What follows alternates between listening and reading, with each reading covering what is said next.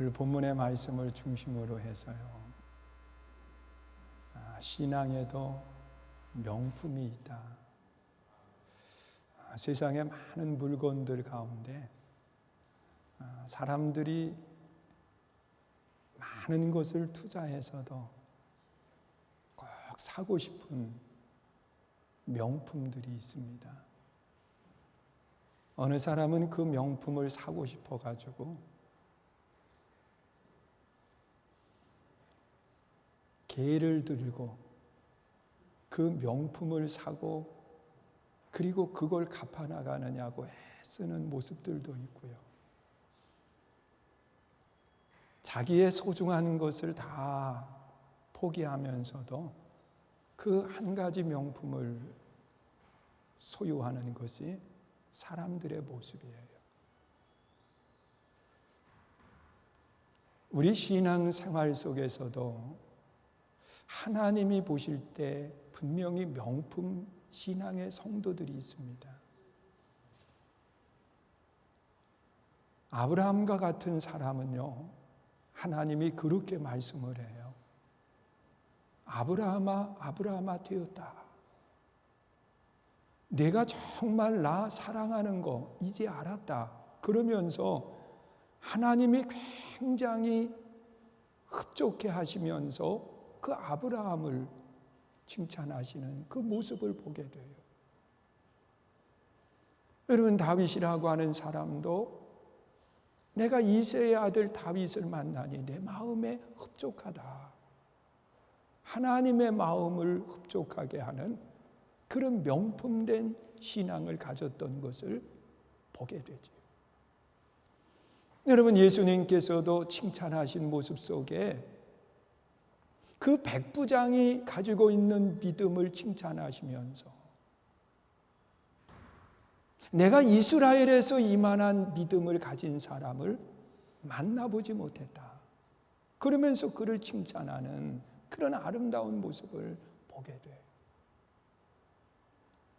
여러분, 하나님은요, 우리들을 바라보시면서 아브라함처럼 다윗처럼 또한 백부장의 믿음처럼 칭찬하면서 소중하게 간직하고 바라보기를 원하신다는 거예요.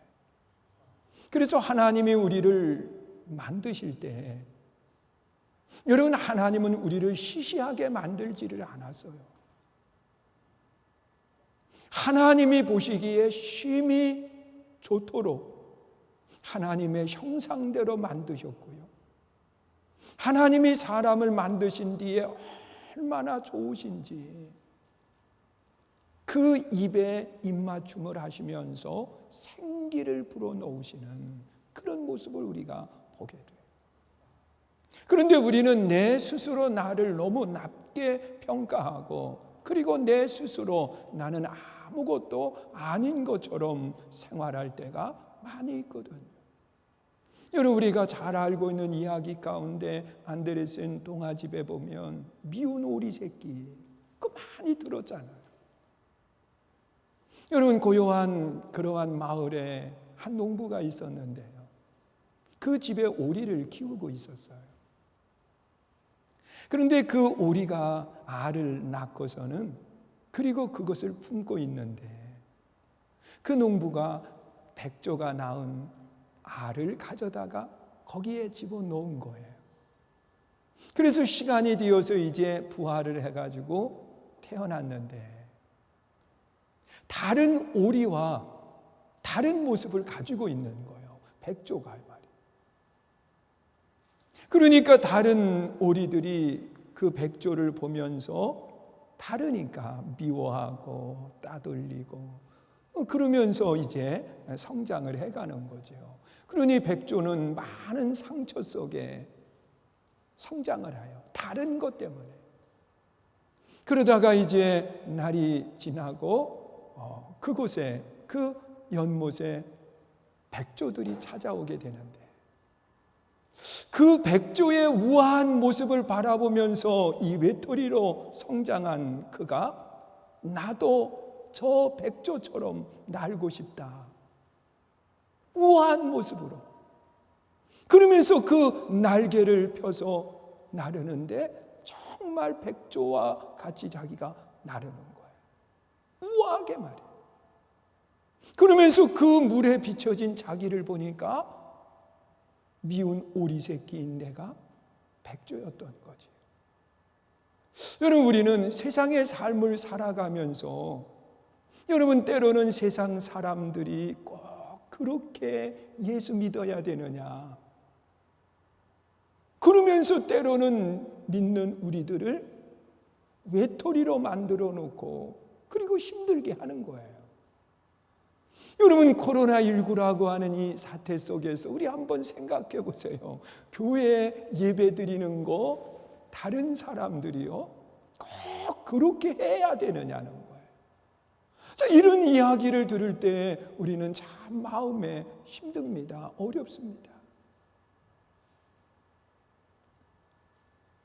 여러분, 세상의 비난의 대상이 아님에도 불구하고 비난을 받으면서 우리가 생활하거든요. 그런데 하나님은 우리를 바라보시면서 뭐라고 이야기하느냐? 하나님의 형상대로 창조한 하나님의 자녀라고 그렇게 말씀을 하고 있습니다.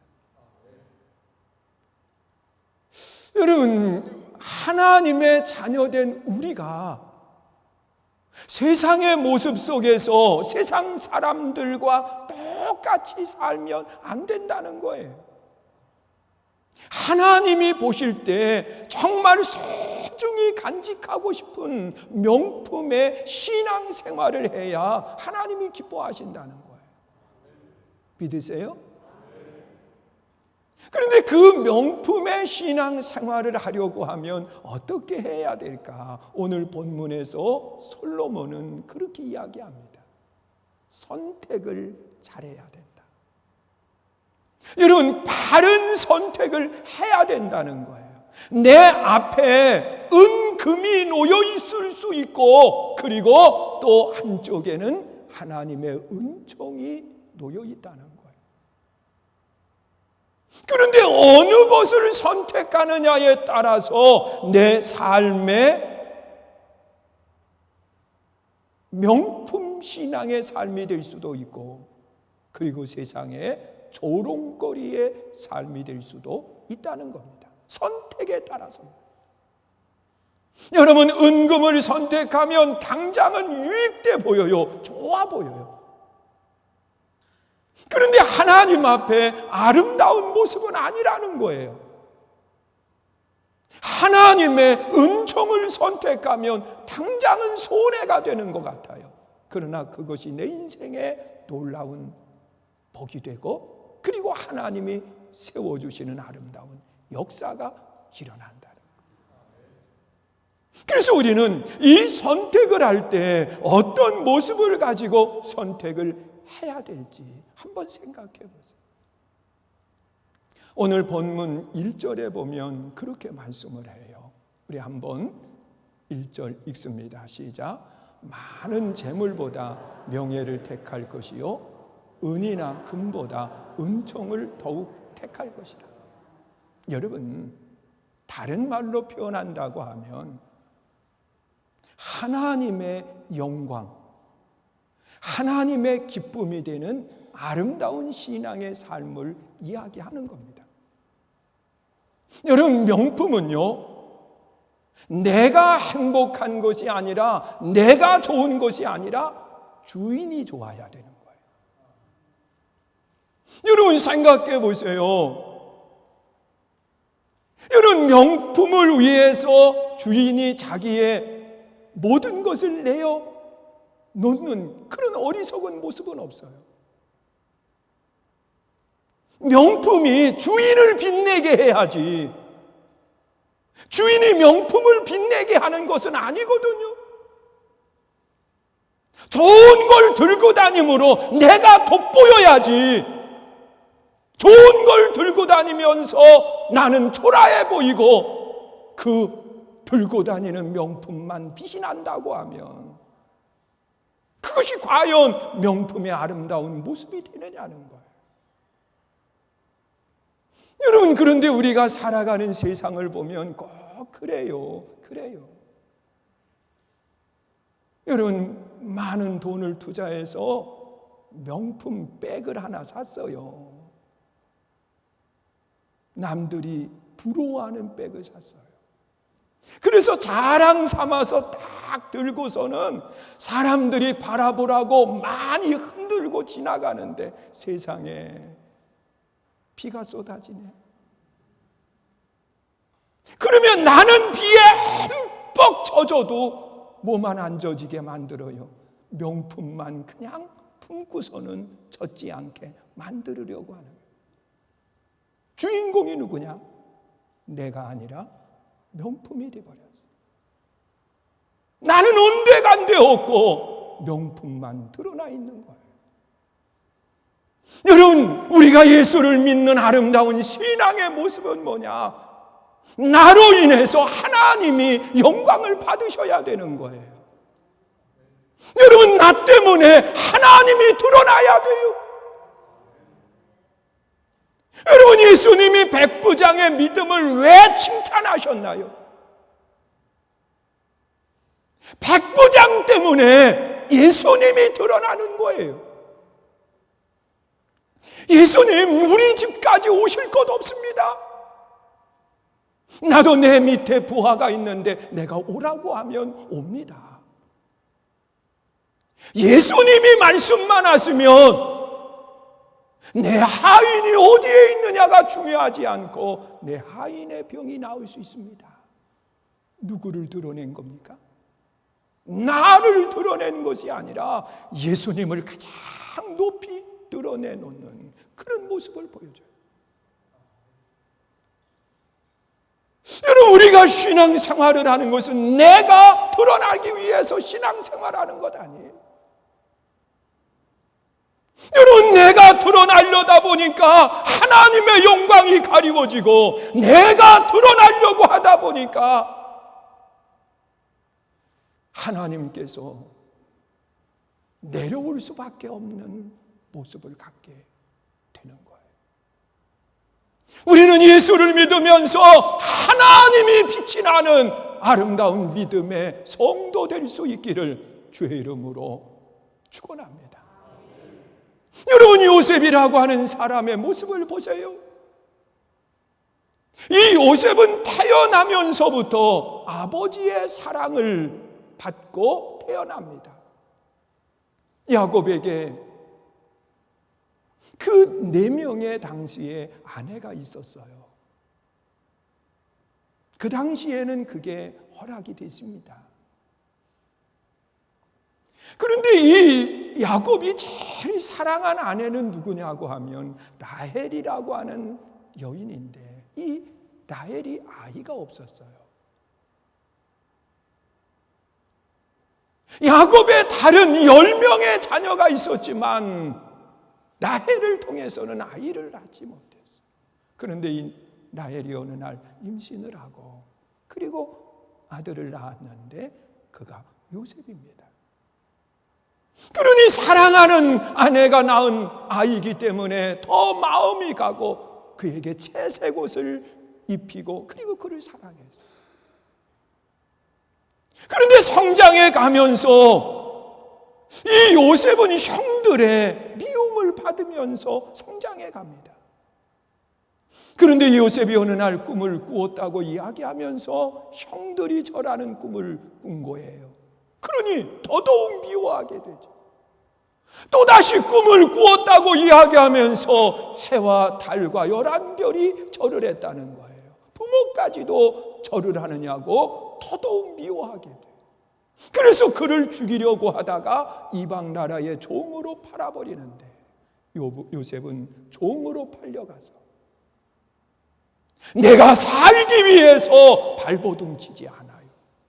성경에 보면 하나님의 자녀로 부끄럽지 않도록 생활을 하는 거예요. 그러면서 많은 어려움이 당하지만 그가 하나님의 말씀 안에서 생활을 하니까 성경에 기록된 말씀을 보면 하나님이 요셉을 통해서 보디발의 집에 복을 주셨다고 그렇게 말씀을 하는 거예요. 요셉 때문에 보디발의 집이 복이 되는 거예요. 그러니 보디발이 요셉을 바라보면서 누구를 보는 거냐? 하나님을 보는 거예요. 이런 요셉에게 또다시 위기가 찾아오는데 보디발의 아내의 유혹을 받고 그걸 신앙 안에서 용납되지 않는 것이기 때문에 부딪히고, 그리고 이 보디발의 아내의 모함으로 옥에 갇히는데 그 감옥은 한 번 들어가면 왕 이외에는 그를 끌어낼 수 있는 감옥이 아닌 거예요. 그런데 거기에 들어가서 요셉은 원망하지 않아요. 불평하지 않아요. 그 감옥 속에서도 누구를 드러내느냐? 하나님을 드러내는 거예요. 그래서 그 간수장에는 요셉에게 모든 권한을 위임합니다. 마음대로 되밀 수 있도록. 왜냐하고 하면 믿을 수 있으니까. 거기에서 이 관원장을 만나게 되고 관원장이 꿈을 꾸었을 때 해몽을 못하는 거예요. 그래서 요셉이 꿈 해몽을 해주고 꿈 해몽한 대로 떡 맡은 관원장은 사형을 당하고, 그리고 술 맡은 관원장은 복직이 됐는데, 이 요셉이 나를 기억해달라고 이야기하지만 잊혀졌어요. 그리고 또다시 세월이 지난 뒤에 바로가, 애굽의 바로가 꿈을 꿨는데 해몽을 못하는 거예요. 그때 요셉의 도움을 받았던 관원장이 요셉을 청거하게 되고, 그리고 요셉이 왕궁에 들어가서 꿈 해몽을 하는데 하나님께서 그에게 알게 하심으로 꿈을 해몽한 거예요. 자, 그랬을 때 이 왕이 요셉을 그 나라의 총리로 세우고, 그리고 풍년의 때와 흉년의 때를 지나게 하는데, 나중에 그 형들이 양식이 떨어져서 애굽의 양식을 살아왔다가 거기에서 요셉을 만나게 되는 거예요.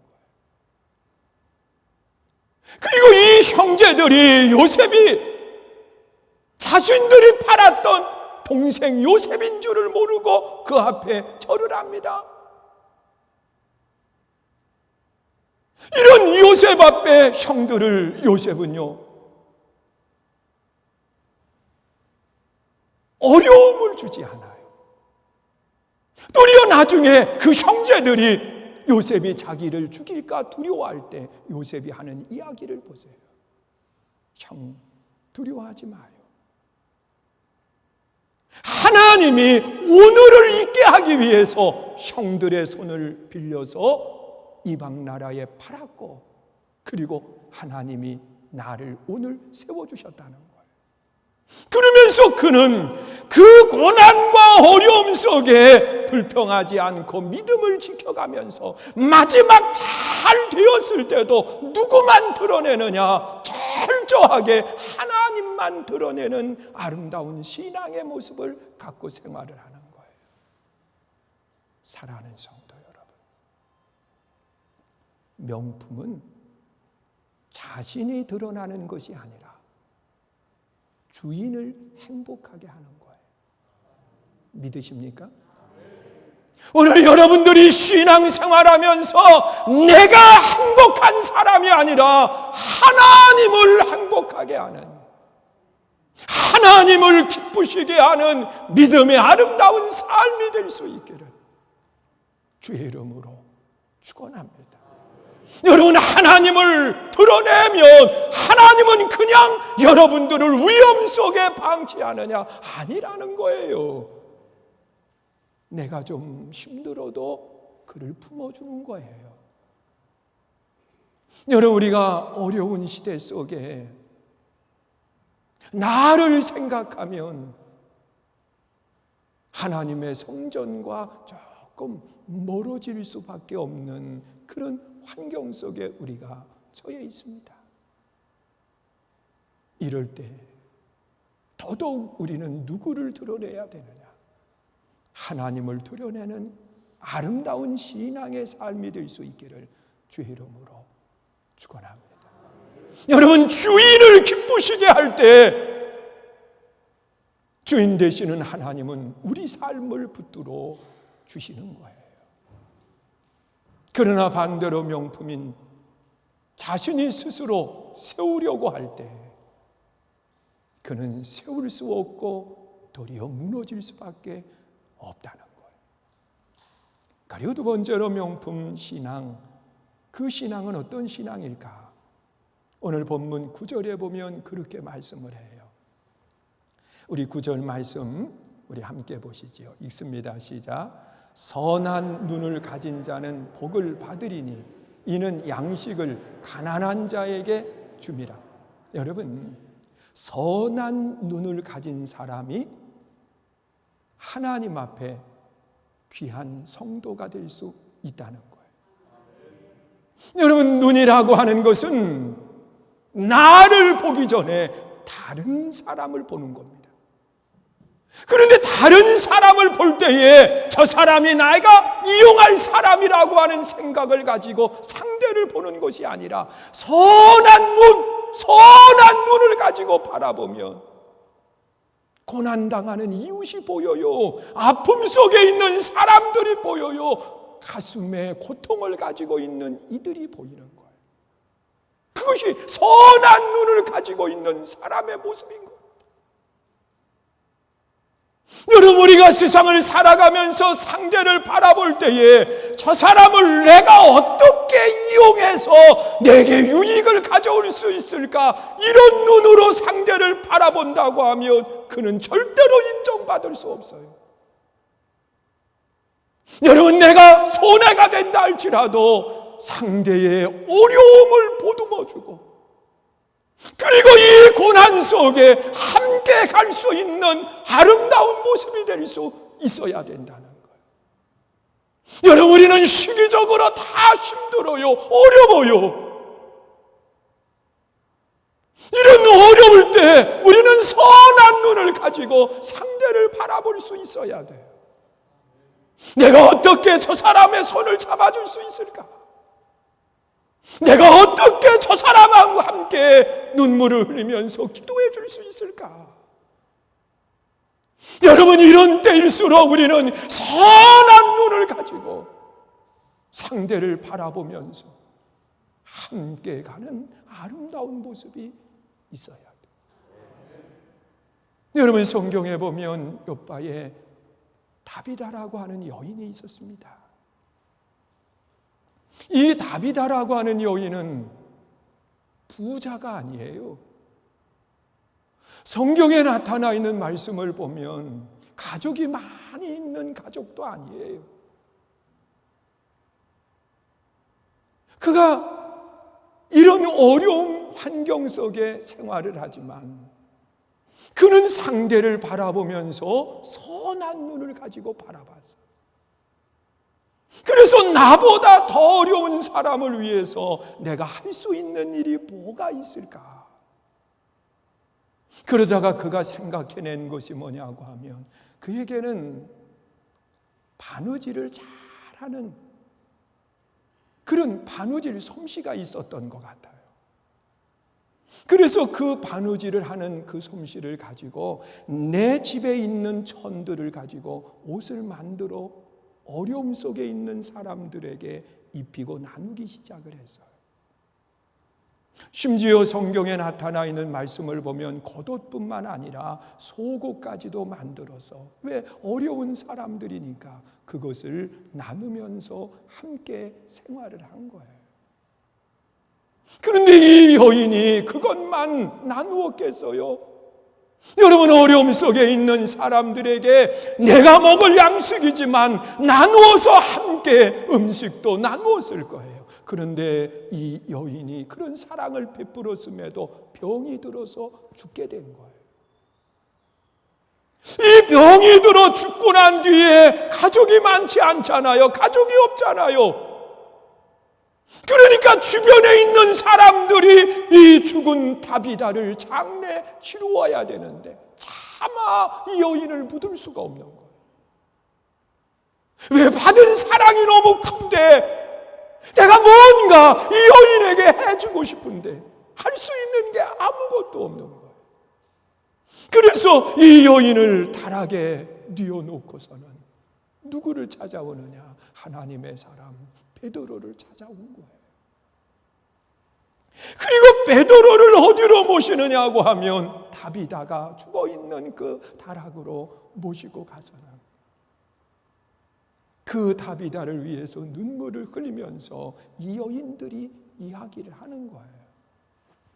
이 옷, 이거 지금은 다 헤어졌지만 이 옷, 이거 다비다가 만들어서 입혀준 겁니다. 속옷을 보이면서 이 옷도 다비다가 만들어서 입혀준 겁니다. 그러면서 그 받은 사랑을 이야기할 때 베드로는 그 여인들로 하여금 그곳을 나가게 합니다.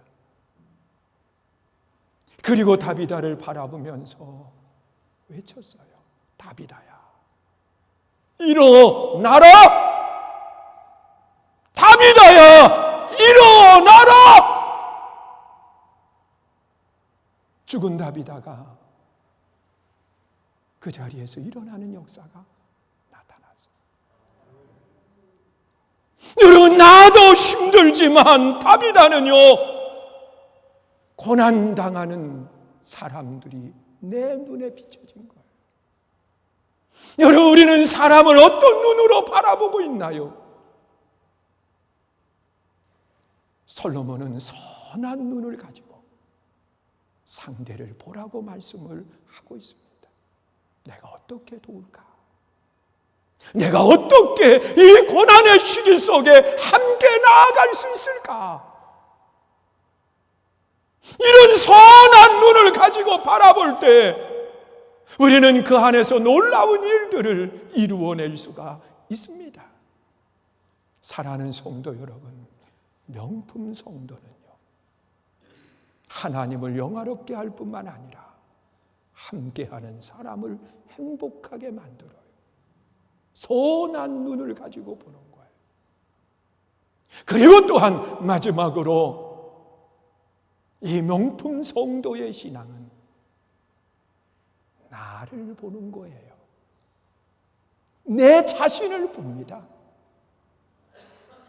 그래서 이 좋은 신앙의 사람들은요, 내 스스로 뽐내고 내 스스로 과시하지 않아요. 교만하지 않다는 거예요. 9절 하반절에 이야기하는 것처럼 온유하고 겸손함이 그 속에 있다는 거예요. 이것이 하나님이 기뻐하는 성도의 모습입니다. 여러분, 나를 바로 보면 우리는 신앙 안에 늘 감사하지요. 은혜에 늘 기뻐할 수밖에 없어요. 그러나 나를 보지 못하는 사람은요, 내가 최고인 것처럼 의시되면서 행동하다가 결국은 다 잃어버리게 되는 모습을 갖게 되는 거예요. 여러분, 명품일수록 드러나지 않더라고요. 튀지 않더라고요. 그냥 은은하게 빛이 나요. 그것이 명품의 아름다운 모습이거든요. 여러분, 온유함이라고 하는 것은 부드러움과 따뜻함을 이야기하는 거예요. 우리가 세상을 살아가면서 부드러움과 따뜻함이 내 안에 있어야죠. 이것이 하나님이 기뻐하는 모습입니다. 세계 2차 대전 때에 그 나치가 유대인들을 많이 학살을 했어요.